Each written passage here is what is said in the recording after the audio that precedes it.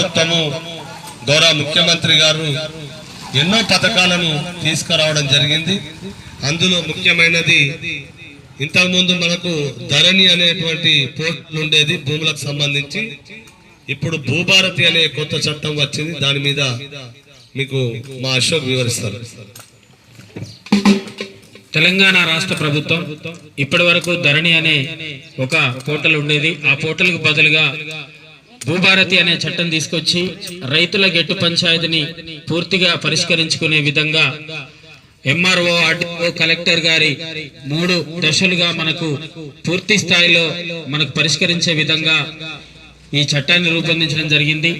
రైతుల భూ పట్టాల విషయంలో పానీలో ఉండి కబ్జాలో లేకపోయినా, కబ్జాలో ఉండి పానీలో లేకపోయినా ఆ భూమిలో ఉన్నటువంటి కబ్జాదారుడికి ఆ భూమి చెందే విధంగా, ఆ భూమి అసలైనటువంటి హక్కుదారు ఎవరనేది ఈ భూభారతి ద్వారా 100% మనకు పూర్తిగా ఇందులో చట్టాన్ని రూపొందించడం జరిగింది. ప్రతి రైతుకి ఇది భరోసాను కల్పించేటువంటి చట్టం కాబట్టి ఈ నెల నుంచే మొదలయ్యింది. కాబట్టి ఆ సమస్యలు ఏమున్నా గానీ మీ కార్యదర్శి గారి నేతృత్వంలో మన ఎంఆర్ఓ ఆఫీస్ నుంచి కానీ లేదంటే ఆర్టీఓ ఆఫీస్ నుంచి కానీ నేరుగా కలెక్టర్ గారి ద్వారా కానీ దీన్ని పరిష్కరించుకునే అవకాశం ఉంది.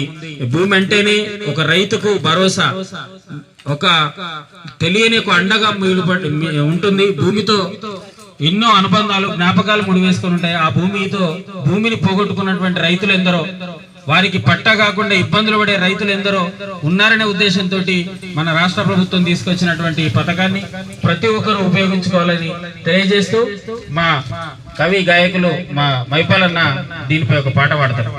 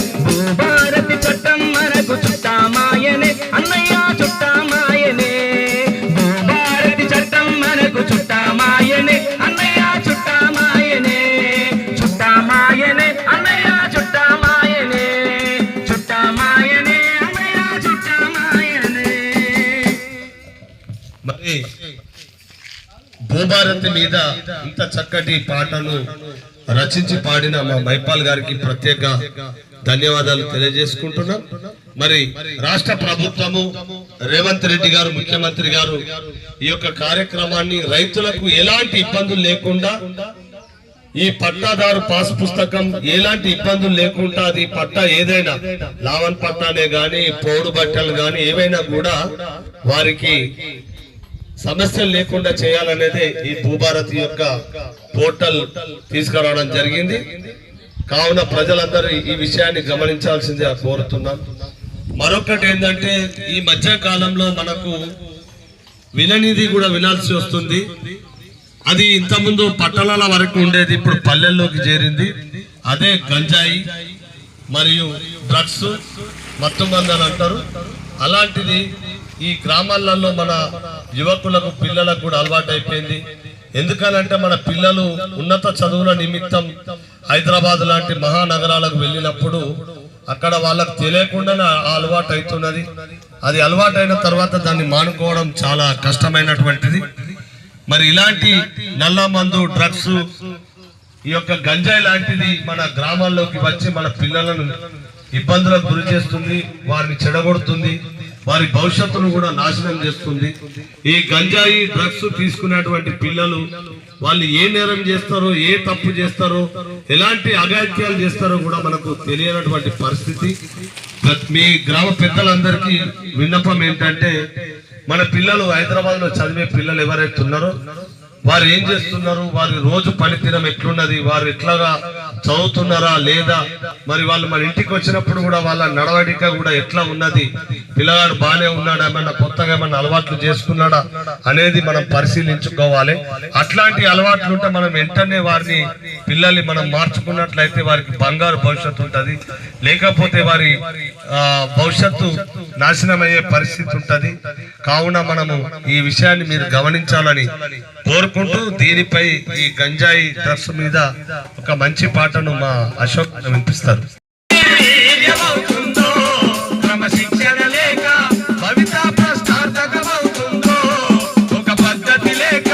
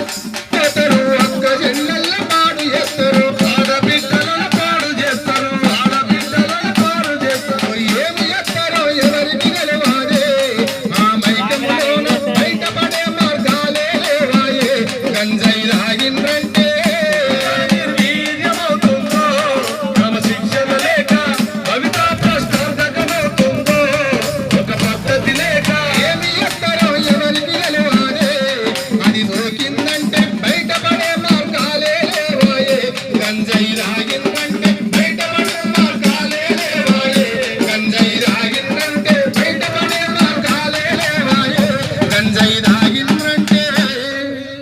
మరి గంజాయి లాంటి అలవాట్లు, డ్రగ్స్ లాంటి అలవాట్లు ఉన్న పిల్లలు ఏం చేస్తారో కూడా వాళ్ళకు తెలియదు.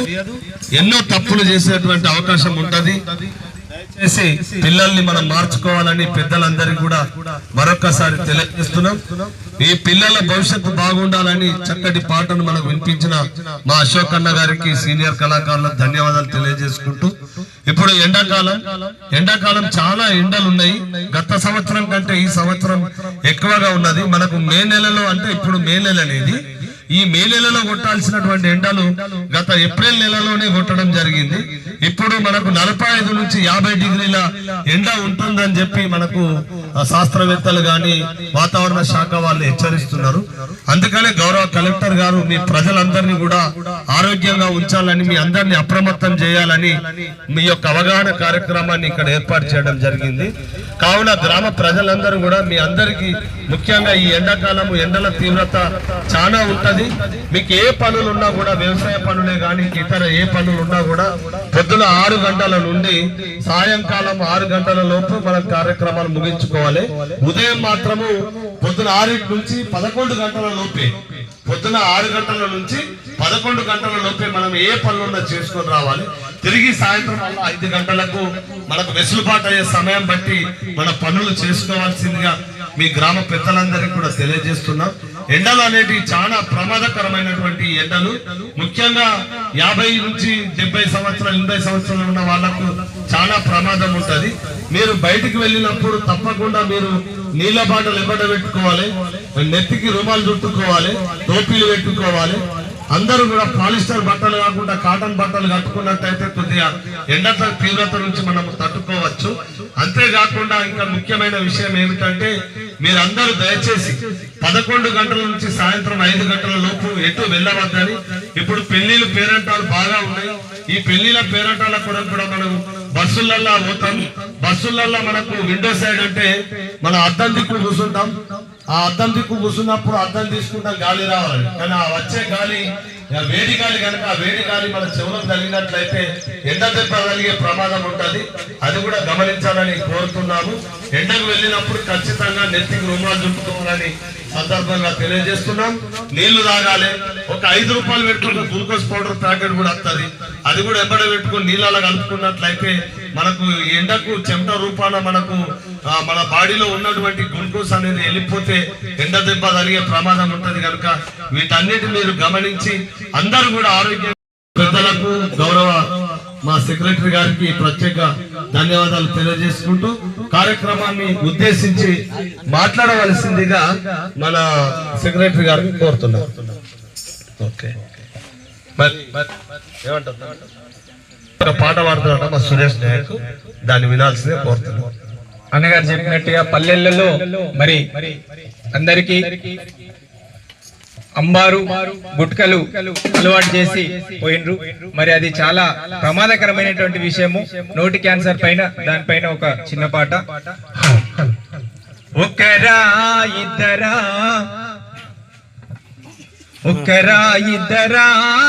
అంబారు ప్రియులు, రోజు అన్నమూలే అంబారే తినిటి వారులు. ఒకరా ఇద్దరా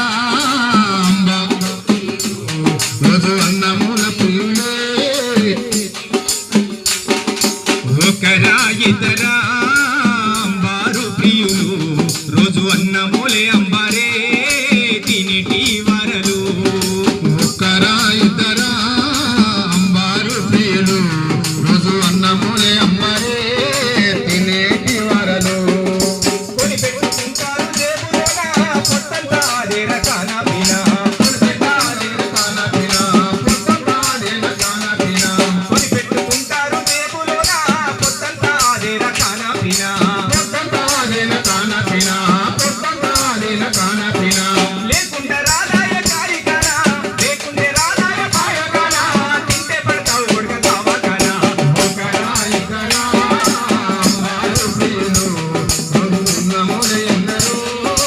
తినేటి వారలు.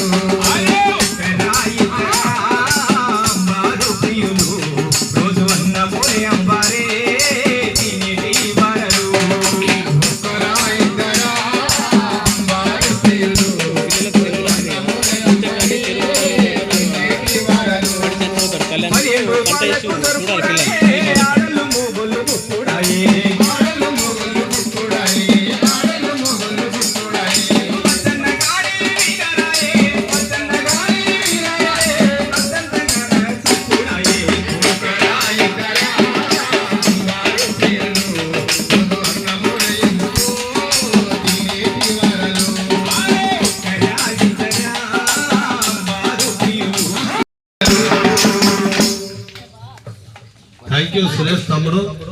అంబర్లు గుట్కాలు కూడా తిని క్యాన్సర్ రోగాల పాలవుతుందనని మీకు ఈ విషయాన్ని కూడా తెలియజెప్పినటువంటి సురేష్ తమ్మునికి ధన్యవాదాలు. ముఖ్యంగా ఈ ఎండాకాలం ఇంకో ప్రమాదం ఉన్నది. మన పిల్లలకు కూడా వేసవి సెలవులు ఉన్నాయి. వీళ్ళు చెరువుల పొన్న కాలువల పొన్న తానాలకు పోతారు. ఈత రాకపోతే అలానే మునిగి చనిపోయే ప్రమాదం ఉన్నది. మేము రోజు పేపర్లలో టీవీలలో చూస్తున్నాం. పిల్లల పట్ల మీరు కంటేయాలి, వాళ్ళని జాగ్రత్తగా కాపాడుకోవాలని తెలియజేస్తున్నాము. దయచేసి ఈ అవకాశాన్ని ఇచ్చినందుకు ప్రత్యేక ధన్యవాదాలు. Thank you.